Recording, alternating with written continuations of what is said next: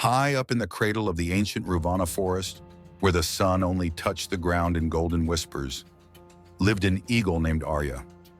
Arya had recently become a mother. After years of soaring above mountains and hunting in fierce winds, she had finally laid a single egg in her carefully crafted nest atop the tallest cedar tree. It was her greatest treasure. She called him Aru. From the moment Aru cracked his shell, Arya's life changed. She had hunted with confidence, fought storms, and flown across valleys. But now all she could think about was protecting her chick. Rain came, she covered him with her wings. Wind blew, she rebuilt the nest stronger each time. Other birds flew near, she screeched until they left. And when it was time for Aru to learn to flap, she gently pulled his wings down. "Not yet," she'd whisper, "you're still too small." She told herself she was preparing him for the forest, the predators, the unknowns of life. In truth, she was afraid of losing him to the same world she once braved.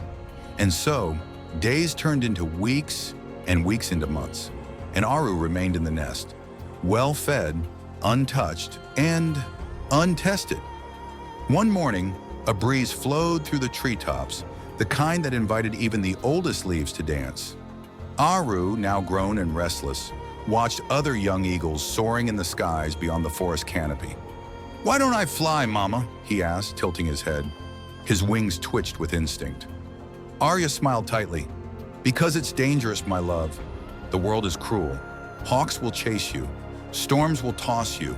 Let me protect you a while longer." "But I feel ready," Aru said softly. Arya didn't reply. Instead, she fetched him another squirrel and tucked him into the warm weave of the nest. That night, Aru sat silently under the stars. Something inside him ached, not the hunger for food, but for freedom, for failure, for the skies he was born to own. Days later, as Arya went to find food, a sudden storm struck the forest. Lightning danced across the sky, thunder roared, and winds howled like wounded wolves. Arya hurried back with panic clawing her chest. Her heart dropped. The branch that held their nest had cracked. The nest hung sideways, its edges torn. Aru clung to the edge with all his might, eyes wild with fear. "I'm coming!" Arya screamed, diving through the storm. But as she reached out, a fierce gust threw her off balance. Aru's grip slipped. His talons lost hold and he fell. "No!" Arya shrieked. But before she could dive to catch him, something unexpected happened. Aru's grip slipped. His talons lost hold and he fell. Arya screamed and dove after him, wings slicing the storm winds like blades. "Aru!" she cried. "Hold on!" But the storm had other plans. Aru plummeted, wildly, helplessly. His wings spread mid-fall, flapping desperately. But they had never tasted the sky before.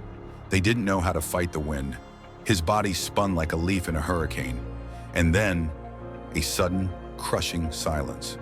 He struck the rocks below the tree line. Arya landed moments later, wings trembling, her chest heaving. Her eyes darted across the broken stones. And then she saw him. Aru lay still, his young wings bent unnaturally, his gaze staring into the empty sky he never got to know. Arya let out a sound, half cry, half silence, the kind only a mother eagle makes when her world collapses. She stood beside him as the storm faded. The winds calmed. The forest resumed its rhythm, uncaring, unchanged. But Arya, she was no longer the same. She looked at her lifeless son and whispered through tears, "I was too busy keeping you safe. I forgot to make you strong." And in that terrible moment of stillness, the truth screamed in her heart. Overcare can look like love, but sometimes it's just fear in disguise. And fear, no matter how well-intentioned, steals destiny.